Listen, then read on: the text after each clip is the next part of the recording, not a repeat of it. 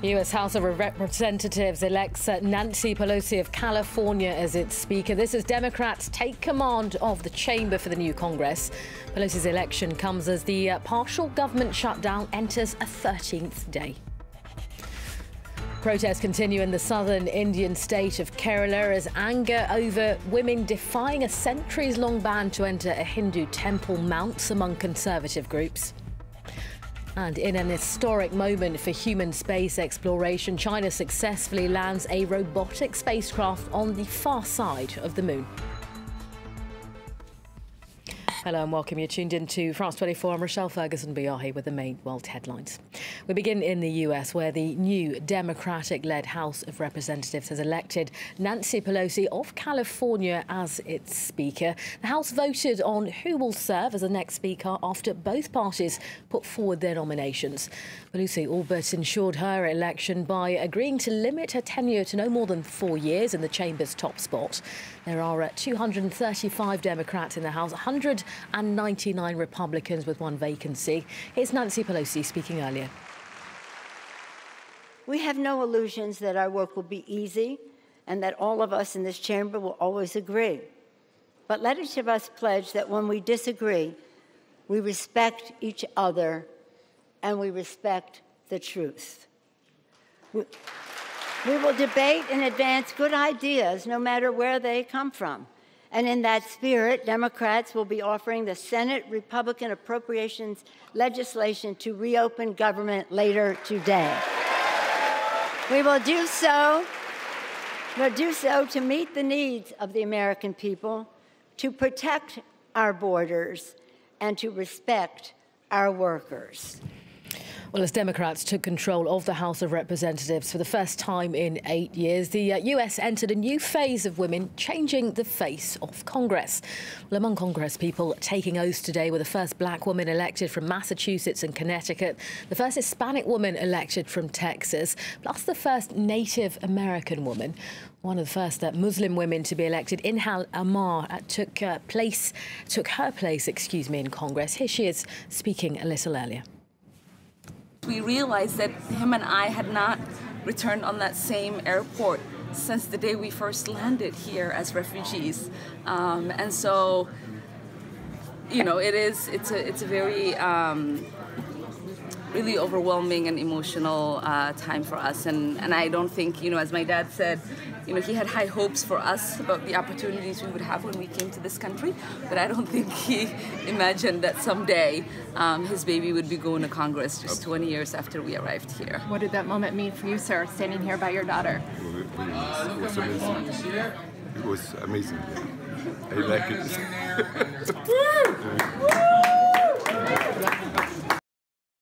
Well, to talk more, Ian Reifowitz is a professor at Empire State College and an author. He joins us. Thanks very much for your time today, Mr. Reifowitz. I mean, firstly, your reaction to Nancy Pelosi being elected to House Speaker today? Well, it's certainly no surprise. She spent the first few weeks after the midterm elections making sure that she had enough support within her caucus, within the Democratic caucus. There had been certainly some small number of Democrats who expressed, let's say, reservations about voting for her, but she was able to smooth those reservations out with various negotiations and various compromises. And so I really didn't expect there to be any trouble even after the election. I thought those concerns were overblown, and she worked them out with the legislative skills and negotiating skills that she's honed in her many years as a leader of the Democrats in Congress. So her election today is not a surprise. I think certainly, if anything, she has improved her image and her standing among Democrats with the way that she has stood up to Donald Trump, both visually in terms of the imagery we saw after she left the White House at that meeting a few weeks ago, and in the way that she's spoken to Donald Trump and spoken about Donald Trump. If anything, she's a stronger leader now than she was before the midterms when Democrats won the House. So no surprise, as you say, but presumably this was a difficult role to get back again after 8 years. There were other candidates. Well, none of them really stepped forward with any significant amount of support. You had people who said they might be willing to vote for somebody else, but nobody who actually stepped up and said, I'm running, or at least in a significant way. What Nancy Pelosi has done here is really historic. She is not only the first woman speaker, she's the first speaker in more than half a century to be speaker on one occasion, then lose the majority, her party lose the majority, come back and become speaker again. So this is an impressive record on her part. She's going to be coming back, though, in a different capacity. In her first role, in her first run as speaker, at least in the final 2 years, she had a Democratic president and Democratic-controlled Senate. Now she's dealing with a Republican-controlled Senate and a Republican president. So her role is really more to to provide an alternative. The House, under her leadership, to provide an alternative in terms of legislation to what the Republicans are proposing. We'll have to see how she handles that role, but she was in that role as well in 2007, 2008, so it's not something she's unfamiliar with. So a big day for Nancy Pelosi, as you say, getting this roll back after a number of years. Equally a big day for the Democrats, who, of course, have taken control of the House of Representatives. I mean, do you think that this is going to have a huge impact in terms of shifting the balance in Washington?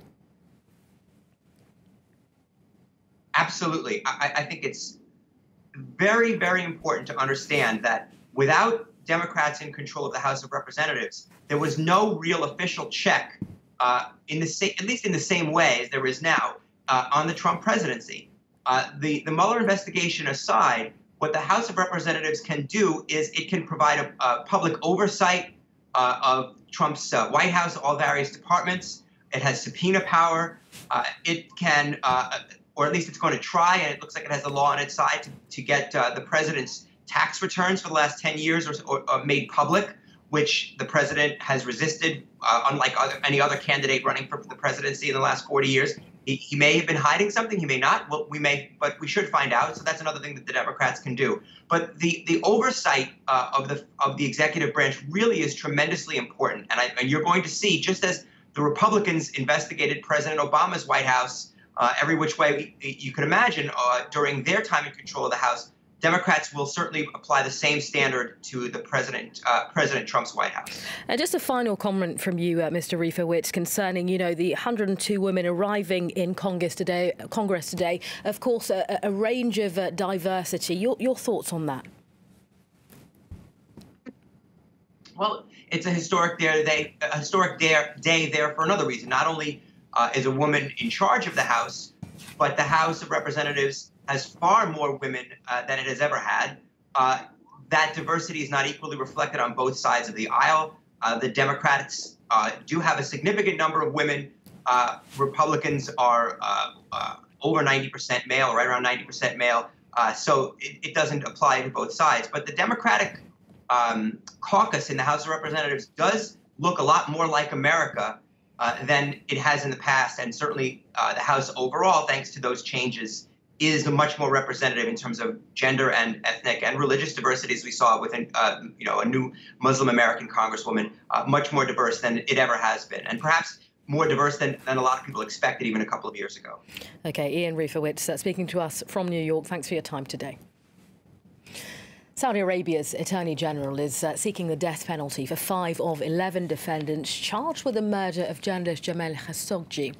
The first session of the high-profile trial began in Riyadh earlier this Thursday, though the names of the defendants have yet to be officially released.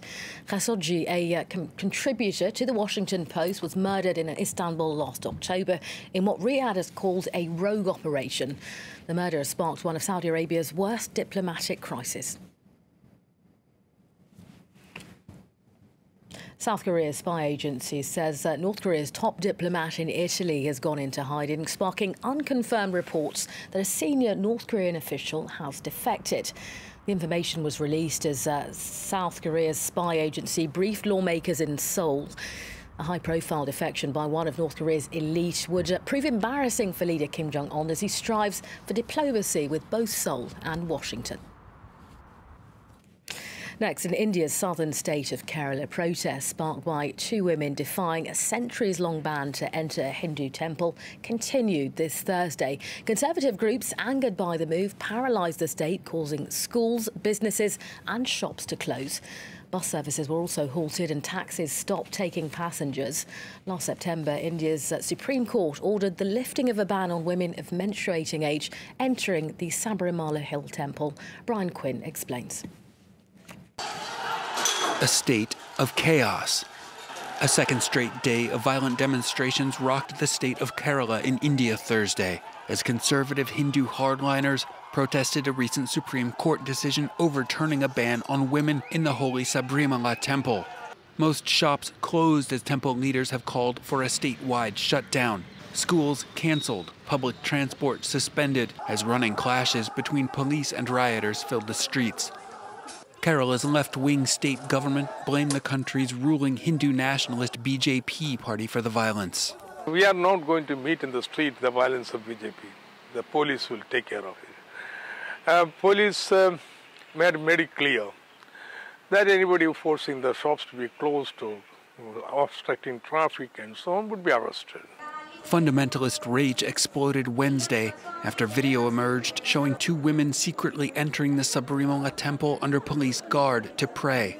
For centuries, the temple has been off limits to women of menstruating age or 10 to 50 years old. In 1974, that rule was enshrined in law.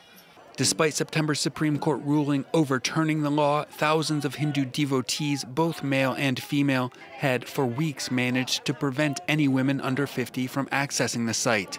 On Tuesday, the local government organized a huge human chain called the Woman's Wall to demand equal access to the temple. We don't want to walk back. We want to walk ahead.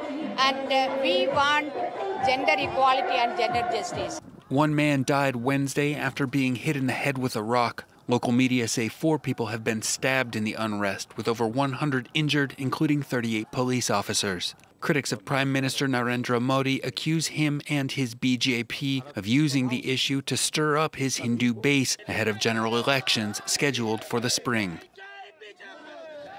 Now, in an historic moment for human space exploration, China has successfully landed a robotic spacecraft on the far side of the moon. Well, part of the Chang'e 4's mission will include astronomical observation and analysing the moon's terrain, which is thought to be rougher and more cratered than the near side. France 24's Yenna Lee explains. At 10:26 local time, touchdown on the side of the moon humans have yet to examine. Shortly after, scientists at Beijing Aerospace Command and Control Center received this photo, sent directly from the far side of the Earth's satellite, a first in space exploration. The whole process was as expected, the result was pretty precise, and the landing was very stable. The current location is our most ideal landing place. In other words, we're right on target. Scientists hope to discover more about the moon's history and unveil the secrets of our solar system. China's lunar probe, Chang'e 4, is carrying 2 cameras and equipment for biology experiments. Also on board is a major test to study radio astronomy. As the moon's far or dark side faces away from the Earth and its frequencies, it's an ideal place to study radio signals coming from deep space with little interference. For China's space industry, the December launch and January landing is a technical and symbolic feat. After the Soviet Union and the US, it was the 3rd country to send a manned mission to space. Ever since, Beijing is vying to overtake American dominance in the arena. By 2022, the country hopes to have its own fully operational space station after the US banned China from joining the ISS. In the next decade, Beijing also plans to send a probe to Mars. You're very much up to date. More international headlines in about 15 minutes' time here on France 24. Join us then.